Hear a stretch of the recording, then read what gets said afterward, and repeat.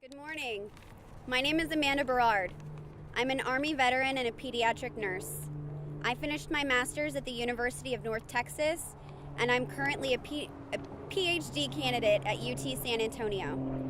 My research is anthropologically focused on the veteran experience of PTSD, effectively self-medicating with cannabis, framed within the political economy of Texas. 29 states and Washington, D.C. now have comprehensive, workable medical marijuana laws on the books. 19 additional states, like Texas, have laws on the books that acknowledge the medical value of cannabis. Many veterans in these states are using cannabis to treat service-related injuries. As Chairman, House Rules Committee, Congressman Pete Sessions has blocked critical legislation that would uphold states' rights and prevent the Department of Justice from prosecuting patients and providers in states with well-regulated medical cannabis programs. The Congressman's unilateral and unreasonable actions have kept lawmakers from the opportunity to weigh in or vote on policies that could impact their constituents. The policies in place have had devastating impacts on Texas families, like the Bortels. This family of veterans were forced to leave their family and home in Texas in order to provide successful treatment for their child. Staying in Texas meant exposing their daughter to ineffective treatment or potentially facing legal ramifications. No parent, patient, or veteran should be forced to make this choice. Without this protection, veterans will still not be able to talk about medical marijuana with their VA doctors, and medical marijuana programs, including the one in Texas, will be open to federal interference, including prosecuting patients and providers. This protection has been in place with bipartisan support since 2014, and if it is not renewed by December 8th, 2017, it will expire and no longer protect our veterans. Congressman Pete Sessions also unilaterally and unreasonably killed policy that would have permitted VA doctors to discuss medical cannabis treatment with veterans in states where it is legal. Throughout Veterans Day weekend, a mobile billboard will be bringing attention to the fact that Congress Sessions is denying veterans access to medicine that can help treat service-related injuries. Tying the hands of doctors is a disservice to the veterans who have been injured in service to our country and could directly affect Texas veterans like Joshua Raines. Joshua is a combat veteran whose service-related injuries have caused intractable epilepsy, qualifying him for the Texas Compassionate Use Program. I would now like to introduce Joshua to say some words. Thank you, Amanda. My name is Joshua Raines. I was injured while serving in the 101st Airborne in Afghanistan. I was blown up multiple times. In that time period, I suffered seizures were probably my most significant injury that I've acquired since that deployment. I started going to the VA and doing everything the legitimate route, and I was on 11 different medications, and I was on the verge of divorce, essentially, because I was awful to my children, I was awful to my wife. It was never a physical matter of an abuse, but it was definitely verbal, and it wasn't fair to them. I started taking cannabis when my friends, I started asking around a lot of my other vet friends, what did they do? What was effective for them? Because I didn't want to lose my family. I didn't want to move because I love Texas. I've served I signed up for service in Texas. I don't want to leave my home. And they said that they use cannabis. And so for the past few years, I've used cannabis illegally in my state, and it has taken my seizures from about 30 a month to about 5 a year. It has allowed me to get off 10 of my medications now. I was just to 2, now I'm only to 1. Cannabis itself is a plant that has yet to kill a single human being, and that's not even my own words, that's according to the CDC. My fight now is to work to make sure my fellow Texans and my fellow veterans in particular have a chance to have this medical access and have a chance to have the success that I've also personally had. The opportunity that I'm trying to give them is videos, is writing letters of personal testimony, anything I can to mail it to whoever I can. And my only question for Pete Sessions is this: if it is okay from the FDA and legally a fine for methamphetamines, heroin, and things of that sort to be in painkillers and children's medication, then why is it so taboo for medical marijuana, a plant that has yet to kill anybody, to be on the medical shelf for veterans in particular who have severe post-traumatic stress? I would like to introduce Juliet Giglio, a constituent of Congressman Sessions.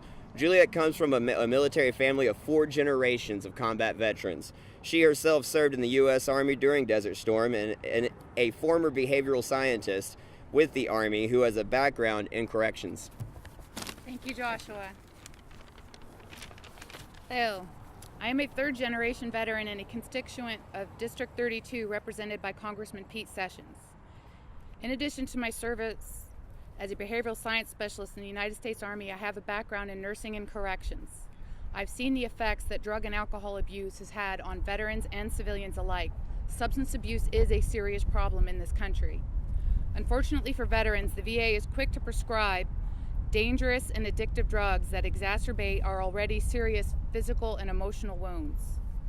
My father served 9 tours in Vietnam and for an additional 20 years after that conflict, for a total of 30 years service to the United States Army. He suffered from severe PTSD, a condition that's not very well understood at the time. After retiring from the military, my father had difficulty adjusting, but he managed to overcome his challenges. He declined many of the traditional dangerous drugs pushed by the VA and opted for cannabis instead. And I am confident that cannabis saved his life and allowed him to be a loving and compassionate father to me and my siblings. And it wasn't until many years later, after my service in the Army, having battled and survived ovarian cancer, and retiring from my career in corrections, that I too turned to cannabis. Just this past summer, I traveled to Colorado, where I used cannabis medicinally and was able to live for several months without pain. Cannabis was able to replace over half of the 8 pharmaceutical drugs that I take regularly. This medicine should be legal for medicinal use. It is unacceptable that our federal government, including my Congressman Pete Sessions, would have our veterans and other patients suffer while there is a better and safer alternative to prescription drugs. For many of us, cannabis offers an exit from the cycle of pain and pills. A veteran's zip code should not dictate the quality of care that they are able to receive. Congressman Sessions, please support the Veterans Equal Access Bill and protect state legal medical marijuana programs so that patients like me do not have to live in fear. Next, you will be hearing from Keith Crook, a retired Air Force major with a master's in forensics, a combat veteran who has served 23 years in the U.S. military. Thank you, Juliet. As Juliet said, I'm Keith Crook, and after serving the military, I'm proud to be trying to serve this movement. Thousands of my fellow Texas veterans suffer from debilitating conditions such as chronic pain, post-traumatic stress disorder, traumatic brain injuries, and severe seizures such as Joshua. The medications given out by the VA to treat these conditions include a cocktail of opiates, benzodiazepines, antidepressants, and hypnotic sedatives.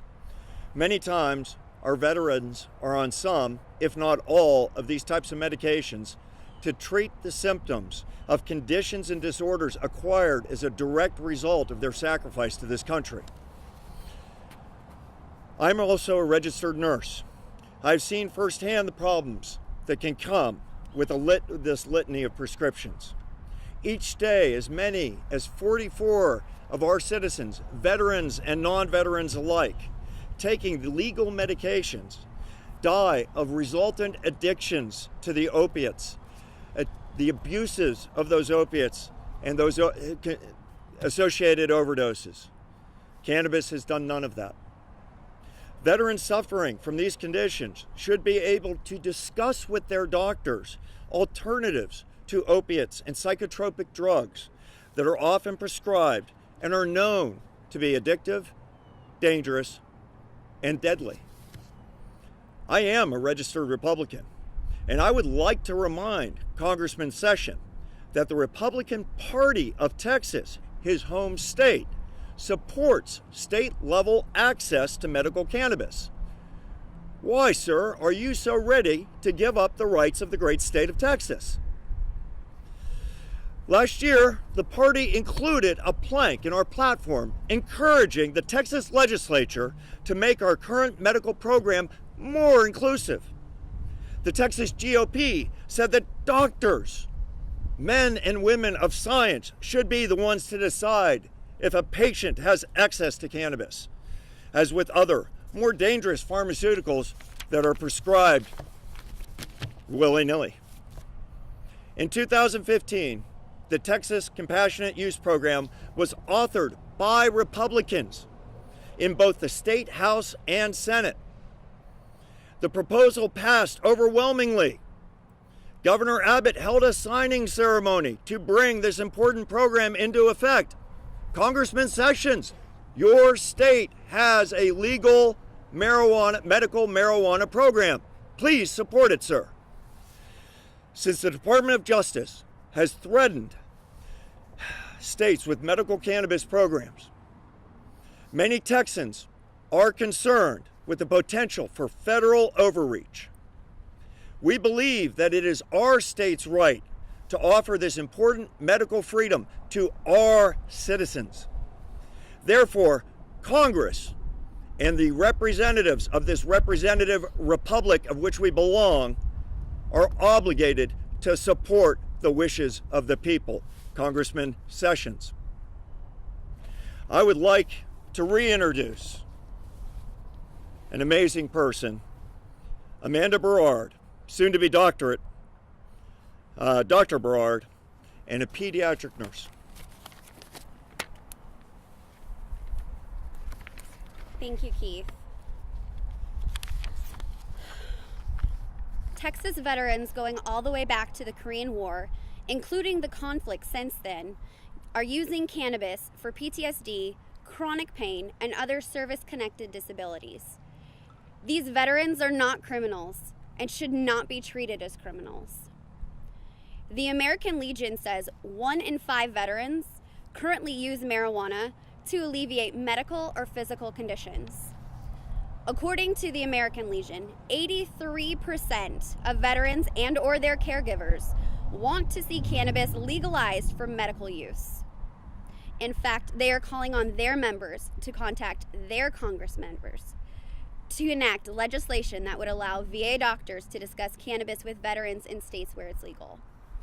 83% of Texans support medicinal use to cannabis, according to the University of Texas and the Texas Tribune earlier this year. Thank you all for being here today to hear from us about this important veterans having safe and secure access to medical marijuana. We will be available for questions, and again, thank you for being here.